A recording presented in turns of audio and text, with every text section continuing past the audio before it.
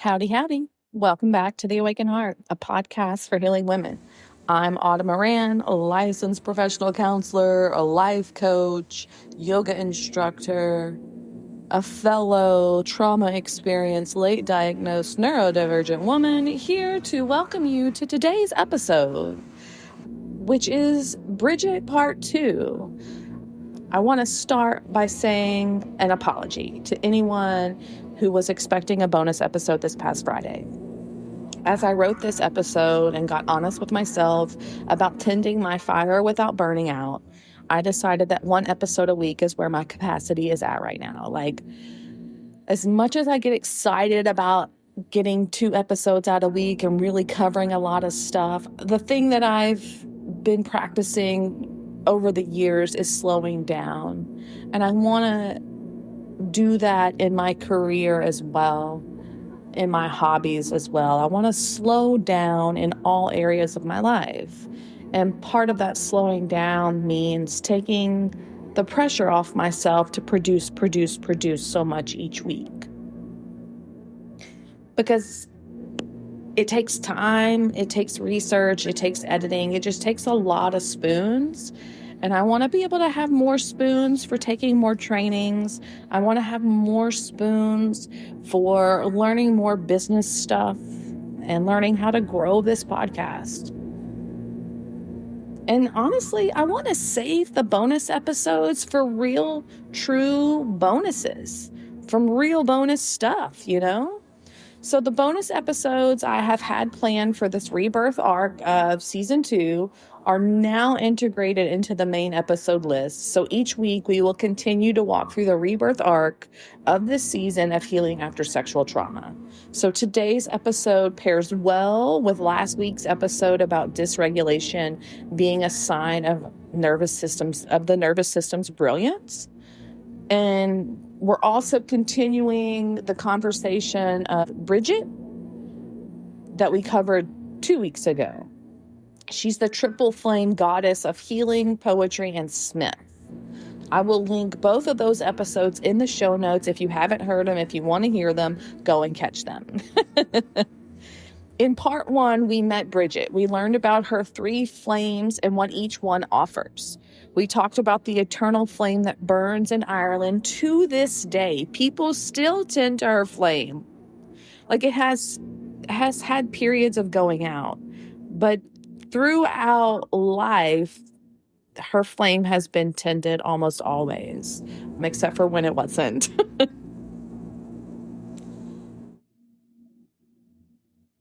It's the fire that is tended continuously, never allowed to go out. And today I want to go deeper into that eternal flame component. Specifically, how do we keep it burning? How do we keep our fires burning without burning out? Because here's the thing about fire. It needs tending, the right amount of fuel, the right amount of air, protection from what would extinguish it. And crucially, it cannot burn at maximum intensity forever. A fire that rages without tending eventually consumes everything, including itself. That's burnout. And many of you know exactly what that feels like. Am I right? Hey, can I get a holla holla if we all know what burnout feels like? But let's be honest. I'm riding the line this week. My caseload has been fuller than usual. I've taken on new clients. I'm trying to make my new home feel like home. And personal life is doing what personal life does. I didn't want to record the bonus episode this last week.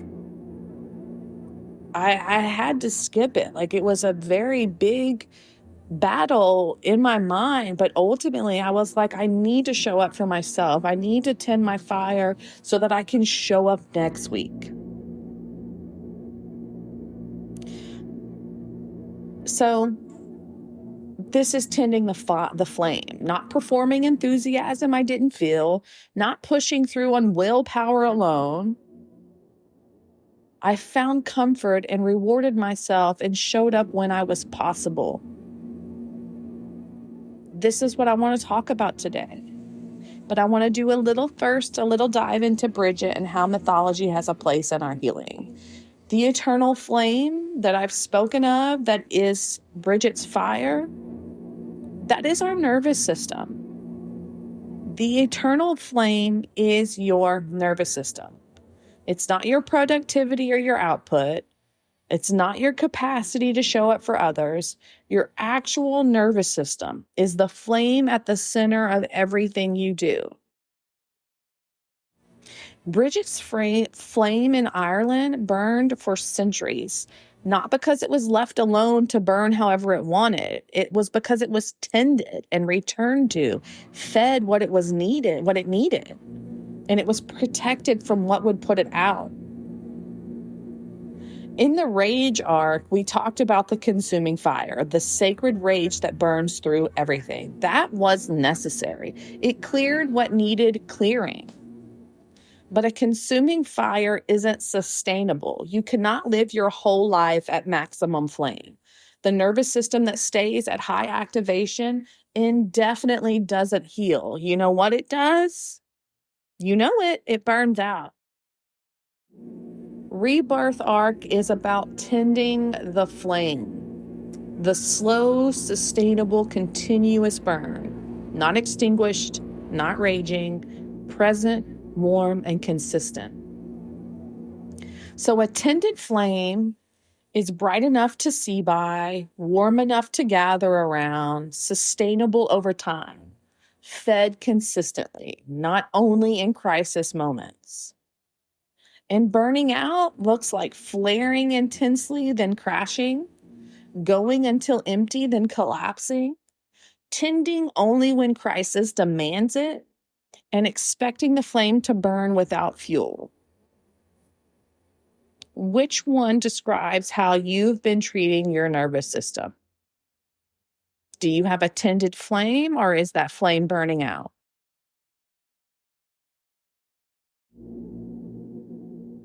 So, before you can tend to the flame, let's get to know the flame. Because for many of us, we have been running low for so long that low feels like normal. For me, my telltale sign that I'm doing too much, I'm overwhelmed, is I start complaining. Because I am not a complainer.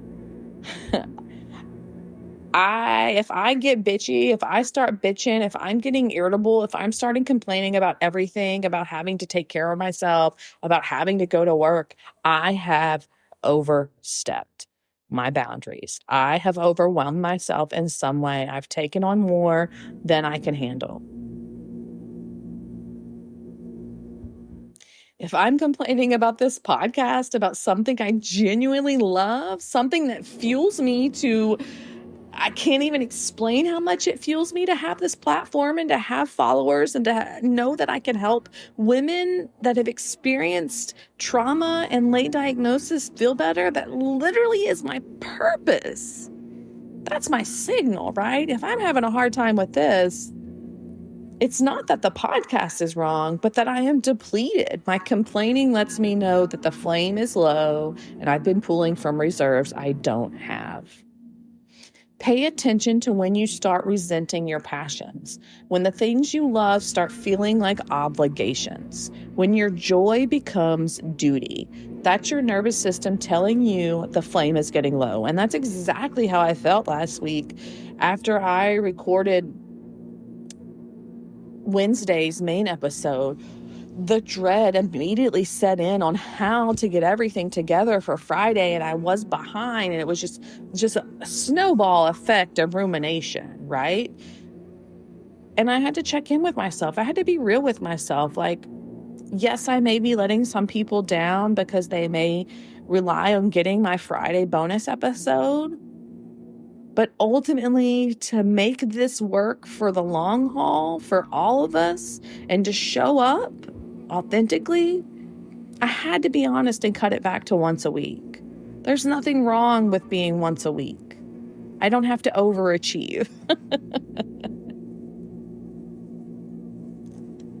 In addition to complaining about passions and special interests, some other common warning signs of overwhelm are the thoughts that swim. This is when you can't stop ruminating, when your work follows you home and swims around in your head without resolution, when you can't separate your professional self from your personal self, essentially.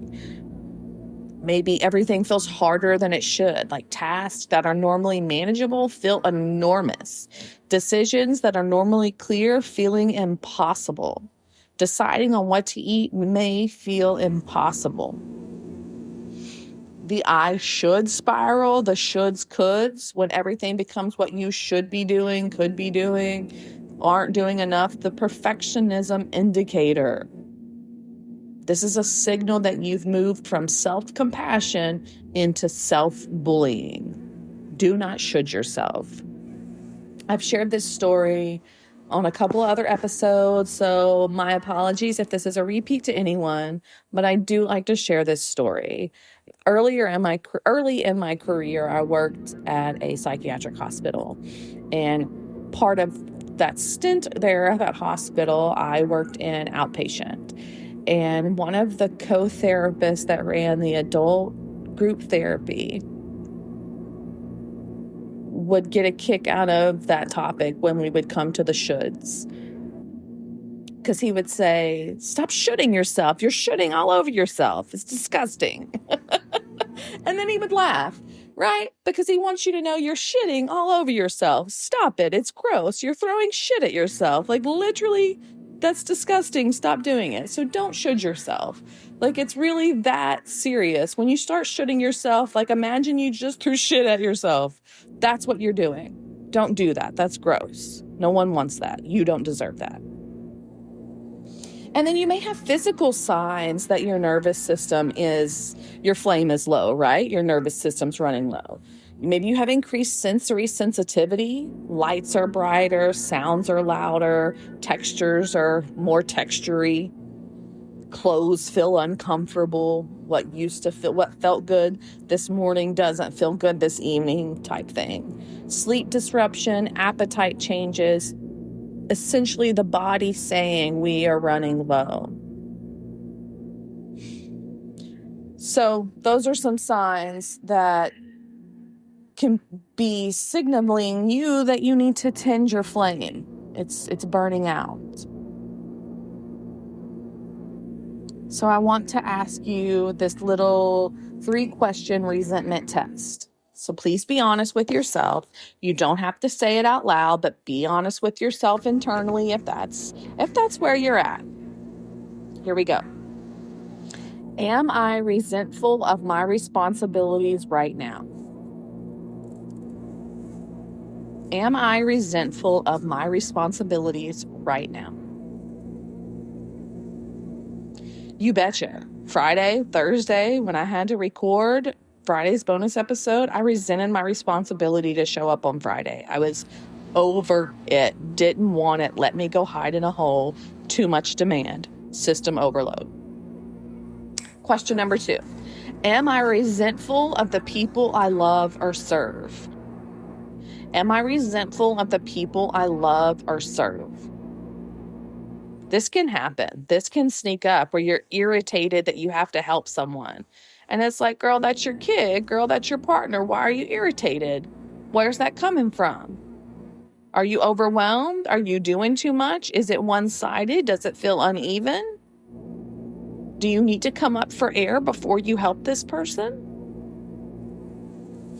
Question number 3.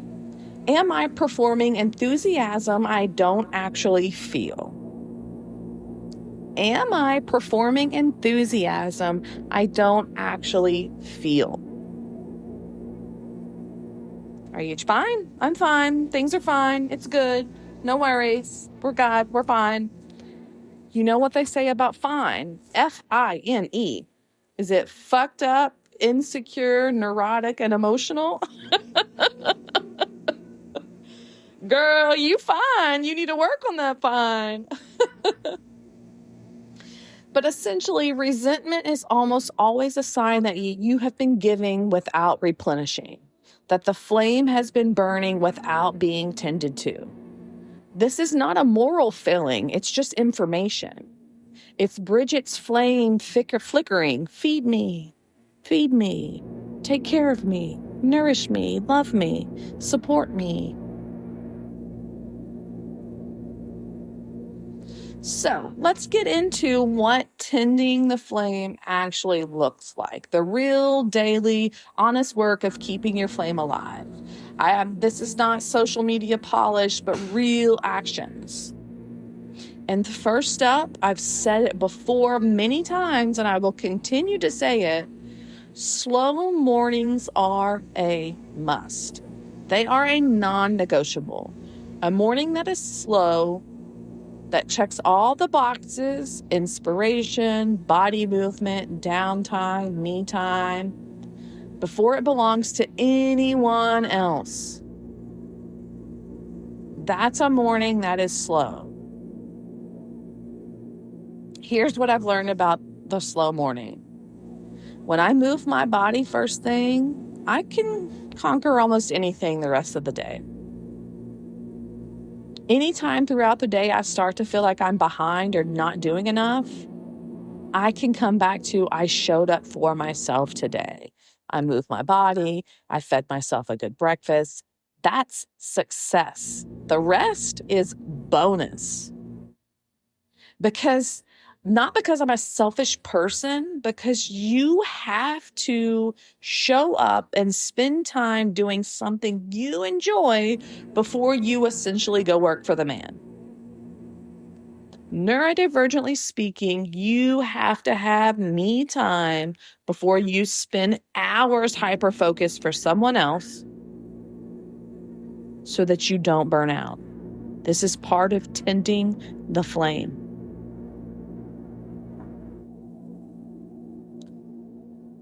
So the slow morning is the anchor. It changes everything about how the whole day feels. So a slow morning might include movement, whatever your body enjoys. Yoga, walking, stretching, dancing in your house. It might include something nourishing. Please give it some good breakfast, food that actually feeds you, not just fuel. Like good, nourishing food. And neurodivergently speaking, yes, that can be something you heat up. Just make sure it's the healthiest version of what you're heating up if it's in the budget. Slow mornings might include quiet time before the screens, before demands, before the world gets loud. Have some quiet time. Journal something, read something inspirational, listen to some music, hum, sing, chant, meditate. Pull a tarot card. Read a book of something that lights you up. And then, which may also feel like the same thing, but it's not, slow mornings might include actual downtime. Not productive time dressed up as rest, but actually doing nothing.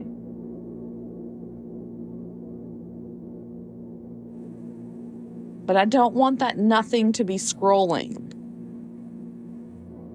Scientifically, evidence-based theory-wise, scrolling does damage to the brain. It is brain damaging, so don't do that.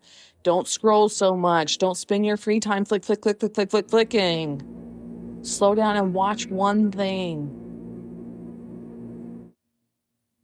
And none of this has to be long. It just has to be intentional. It has to be yours before it's anyone else's. And to be real, there will be weeks where showing up fully isn't possible, where you're riding the line, where the full version of what you planned is too much.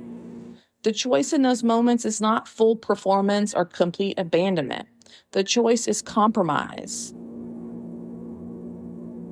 Tend to that fire. Reward yourself for showing up at all. Do the smaller version. Let the joy come back in through the comfort rather than demanding it appear through willpower. This is tending. Choosing the middle ground between burning out and giving up entirely. Finding the sustainable version of yes instead of this unsustainable version are the full no. Not all or nothing, but that gray area, that middle area, the tended flame, not the extinguished one, not the raging one. What about Brigid's 3 flames? Healer, poet, smith. What about looking at those through a burnout lens? Because each flame has its own burnout pattern and its own tending practice. So for the healing flame, when the healer has no one healing her, these are the signs. You're giving endlessly to others and have nothing for yourself. You're everyone's safe person, and maybe you have no safe person. You're tending everyone else's wounds, and yours are bleeding. So to tend that flame, to tend your healing flame, you must receive as well as give. That's therapy. That's community. That's someone else, letting someone else hold you for a change. The healer who never receives is the healer who eventually can't heal. You've got to pour back into your cup. This could be massages. This could be alternative therapies, Reiki. My mind went blank. Chiropractor. I said massage therapy, acupuncture. If there's not an immediate safe person in your group, find a service that can help you tend that flame. Find a professional who can help you tend that flame. Healing is not easy work. Being the healer and using your healing flame is heavy work, and it takes a lot. So utilize professional resources. What about the poet's flame? When the creative voice has been silenced or pushed past its limits. So some signs of the poet's flame burning out. Creative work will start to feel like obligation, not inspiration. You have nothing to say. The words won't come. Everything you produce feels hollow. You're performing creativity without actually creating. So to tend your poet's flame, fill the well. Read things that inspire you. Listen to music that moves you. Spend time in beauty, in nature. Go to museums. Consume before you produce. The poet who only outputs and never inputs eventually has nothing left to say. I like that. I like that a lot. It goes along with my belief that I am always, if I want to be a good therapist, a good coach, a good instructor, a good wellness provider, I have to always and forever keep learning. I have to always and forever take more trainings, read more books, read more studies.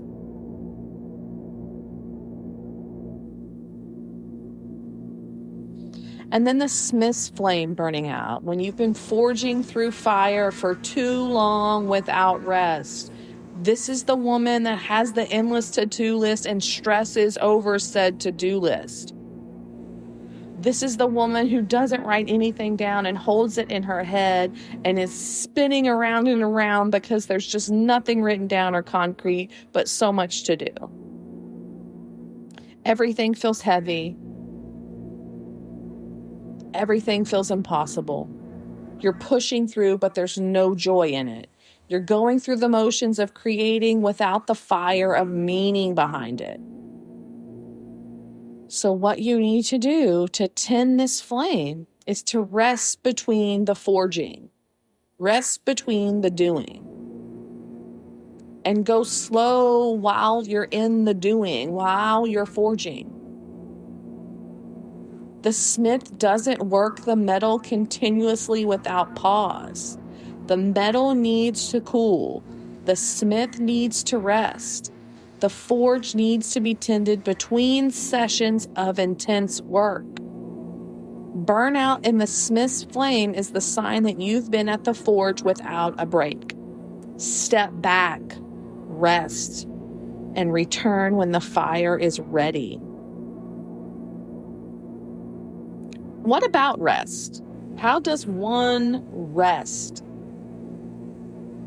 Because Brigid's eternal flame was tended in shifts. The priestesses, the nuns, they took turns. Each one tended for a period, then rested, then returned.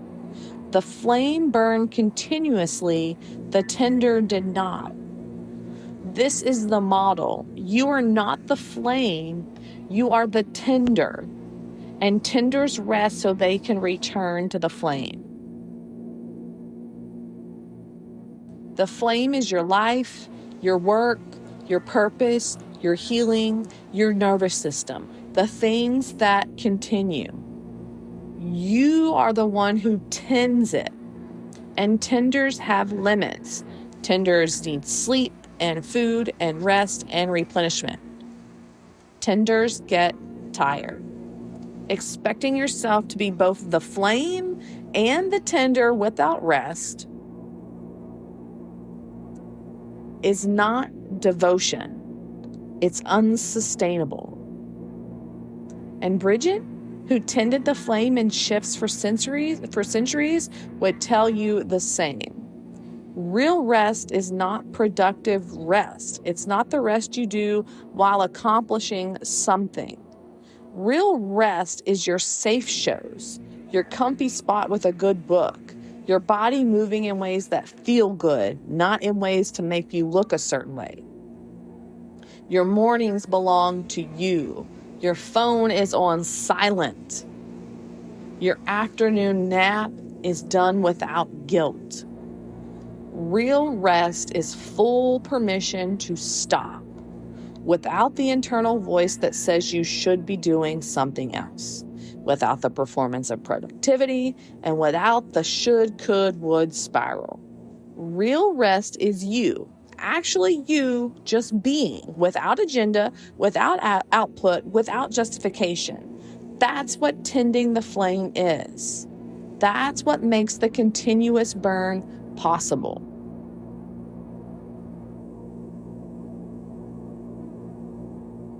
I want to be real and I want to be honest. So I want to be honing in Brigid. Brigid's personality, from what I've understood, is direct. She's a smith. She doesn't soften what needs to be said. So here it goes, sis. Be real with yourself. No more lying, no more ignoring yourself. Don't tell yourself you're fine when you're not. Don't perform okay-ness for your own internal audience. Don't pretend the flame isn't flickering when it's clearly about to burn out. The first act of tending is honesty. Look at the flame and seeing it accurately. Not this word gets me. Not catastrophizing it, not minimizing it, but seeing it as it actually is. So essentially, I'm asking you to stop bullying yourself. The I should be doing more, I could be further along, I would be better if. That's not motivation. That's a bucket of water on your flame. Self-bullying does not produce more output, it produces shame. And shame produces paralysis, and paralysis produces less output than you started with. The voice that says you're not doing enough is not your inner wisdom, it's your inner critic. And your inner critic is not Brigid. Brigid tends with care, not contempt. Stop performing the version of yourself you think you're supposed to be, please, and start tending to the version of yourself that actually exists inside of you, the person you want to be, that you long to be.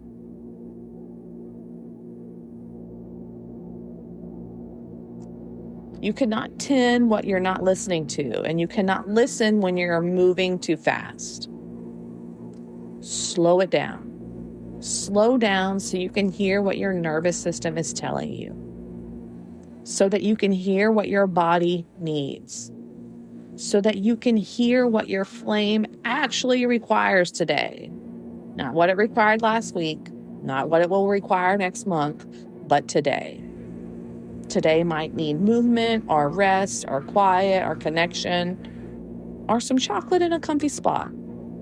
Listen and then tend accordingly. It is not all or nothing. The flame doesn't have to be blazing or extinguished. There is an enormous, livable, sustainable middle ground between maximum output and complete shutdown. I want you to find that and live there. Tend the flame in the middle, not raging, not out, but present, continuous, warm. That's Brigid's gift, the eternal flame that burns forever, not because it never wavers, but because it is always tended. So here are some steps. Let's build your tending practice. First and foremost, know your warning signs. Write down your specific personal signs that your flame is getting low. Not generic burnout symptoms, but your signs. For me, it's complaining about my passions, thoughts that swim, and the I should spiral starts. What are yours? Be specific. The sooner you can recognize them, the sooner you can tend before you burn out rather than after. Step 2, name your non-negotiables. What are the things that when you do them, make everything else feel possible? For me, it's my morning movement, a good breakfast, and my slow morning before the world starts. What are yours? The things that, when they're present, change the whole energy of your day. Name them and protect them. Step 3, build your compromise toolkit. For the weeks when the full version isn't possible, what's your minimum viable tending? What's the smallest thing you can do that brings the joy back, that keeps the flame lit even when you can't tend to it at full capacity? For me, it's like a piece of chocolate. It's a warm cup of coffee. Maybe taking myself out and get me an iced coffee. It's a warm cup of tea, or I'll take myself out to get iced coffee. I don't drink warm coffee anymore. Just doesn't sit well with me. But something small that signals I care about myself enough to create comfort even when everything is demanding. Build your toolkit. Know what your compromises are before you need them. So essentially, neurodivergently speaking, when you have that compromise toolkit, that's also like a dopamine menu. So like when I say dopamine menu, I in the sense mean like a low energy day, a mid energy day, and a high energy day. So like on a low energy day, I may put some mouthwash on, splash my face, and fix my hair. On a mid-energy day, I may brush my teeth, I may wash my face, maybe even take a shower, depending. On a high-energy day, it's teeth, it's mouthwash, it's flossing, it's brushing, it's showering, it's washing the hair, it's getting dressed. You see what I'm saying? So like, have a routine based on energy levels. If you have a low energy day, what's one thing? If you have a mid energy day, what's it look like? If you have a high energy day, what's your routine look like? Or you can just list things that you want to do, and then each day pick 1 to 3 things to do off the list, whatever they are. 1 if it's a low day, 2 if it's a midday, 3 if it's a high day. Step 4, create your rhythm. What's your natural energetic rhythm? When do you have more to give and when do you have less? Plan accordingly. Schedule heavier demands in your high capacity periods. Protect your low capacity periods for tending. For me is appointments. Outside of my work appointments, I make all appointments in the morning, and I will wait for however long I need to wait to get a morning appointment, because that works best for me. If anything is beyond 9 o'clock, it just gets in my way, and I don't like it. So I try to get really early appointments. So that's my rhythm. And another rhythm is when you're neurodivergent, what you have capacity for today may not be what you have capacity for on Tuesday where you've made plans with someone. So always have the understanding that you can call 24 hours in advance and have an energy check-in. Create your rhythm. Advocate for yourself. Step 5, check that flame daily. At the end or beginning of each day, whichever one, ask yourself, how is my flame today? Is it bright? Is it low? Is it flickering? How is my flame today? What does my flame need? Just check. Just an honest look. The eternal flame burned for centuries, not because it was left to fend for itself, but because it was tended, returned to, cared for, protected, and fed. And since 1993, I think it is, Brigid's flame has been tended to. You are the tender. Your life, your work, your healing, your purpose, that's the flame. And tenders rest. Tenders eat. Tenders find the comfy spots for a good book when the full version isn't possible that week. Be real with yourself. Don't lie. Don't bully. Don't perform. Please get in tune with what you actually need and tend to that, not the idealized version of what you think you should need. The flame doesn't need you at maximum capacity. It needs you in a consistent capacity. It needs you returning. It needs you honest about when it's low and willing to tend to it specifically when it is. The middle ground between burning out and burning down is where the eternal flame lives. Find it and live there, my dears. You've been forging ahead through fire your whole life. You've walked through hell and kept your flame lit. You know how to tend. Now let yourself do it. Until next time, my dears, take the gentlest possible care of your awakened heart and tend your flame today. Not perfectly, not fully, not at maximum capacity.